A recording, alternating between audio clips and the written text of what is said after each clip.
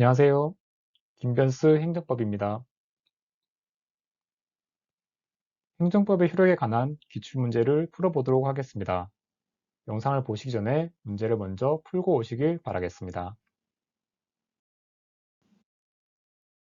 1번, 효력 발생일에 특별한 규정이 없는 한 공포한 날로부터 40일이 경과되면 법령은 효력을 발생하게 된다. 효력 발생일은 보통 부칙에 규정이 되어 있습니다. 그런데 부칙에 특별한 규정이 없으면 공포한 날로부터 20일이 경과되면 법령은 효력을 발생하게 됩니다.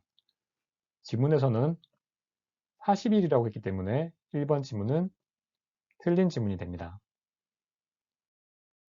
2번, 관보의 내용 해석 및 적용 시기 등에 대하여 종이 관보가 전자 관보보다 우선적 효력을 가진다. 관보의 내용 해석 및 적용 시기에 관해서는 종이 관보와 전자 관보의 효력의 차이가 전혀 없습니다. 그런데 종이 관보가 전자 관보보다 우선적 효력을 가진다고 했기 때문에 2번 지문은 틀린 지문입니다. 새 법령이 시행되기 전에 종결된 사실에 대하여는 당해 법령을 적용하지 않는 것을 원칙으로 한다. 시행 전에 이미 종결됐다는 건 진정소급이라는 얘기입니다. 진정소급은 원칙적으로 허용이 되지 않죠. 3번 지문은 맞는 지문입니다. 4번, 법령을 소급 적용하더라도 일반 국민의 이해에 직접 관계가 없는 경우에는 법령의 소급 적용이 허용된다. 진정소급은 원칙적으로 허용이 되지 않는 게 맞습니다. 하지만 예외적으로 일반 국민의 이해에 직접적인 관계가 없다면 진정소급도 허용이 되죠. 4번 지문은 맞는 지문입니다. 5번, 과거에 완성된 사실에 대하여 신법을 적용하는 것은 당사자의 법적 안정성을 해치는 것이므로 어떠한 경우에도 허용될 수 없다. 이미 완성된 사실관계에 대해서 신법을 적용한다는 건 진정소급이라는 얘기입니다. 진정서급은 원칙적으로는 허용되지 않지만 예외적으로 예를 들면 중대한 공익상의 이유가 있다든지 이럴 경우에는 허용됩니다. 어떠한 경우에도 허용될 수 없다고 했기 때문에 5번 지문은 틀린 지문입니다.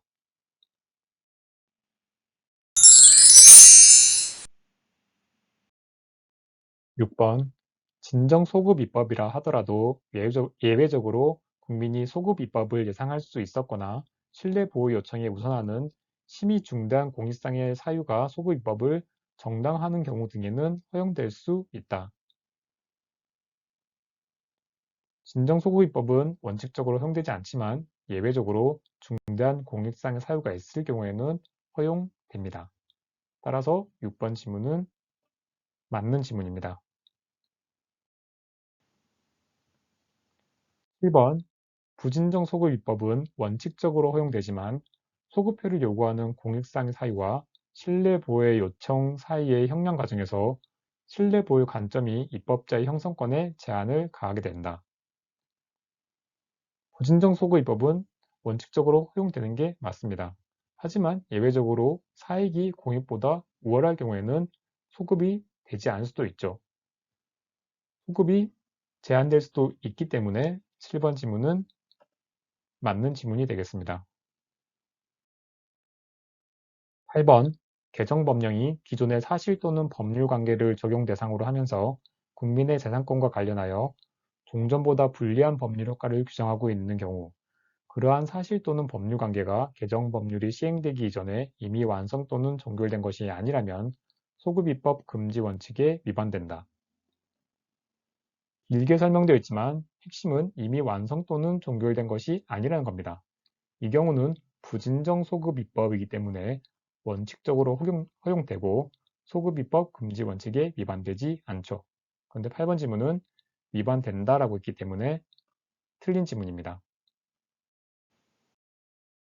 9번, 특정 지역만을 규율 대상으로 하는 법률은 무효이다.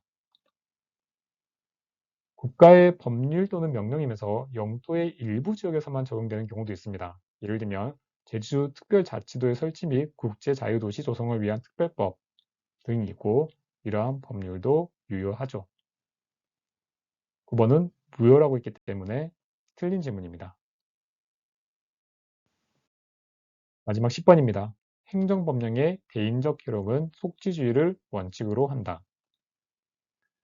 속지주의 원칙에 따라서 행정법규는 당일 지역 안에 있는 사람들에게 적용되는 게 원칙입니다. 예외적으로 치외법권이 있는 사람에게는 적용되지 않기도 하죠. 속지주의를 원칙으로 한다고 했기 때문에 10번 질문은 맞는 질문입니다. 끝까지 시청해 주셔서 감사합니다.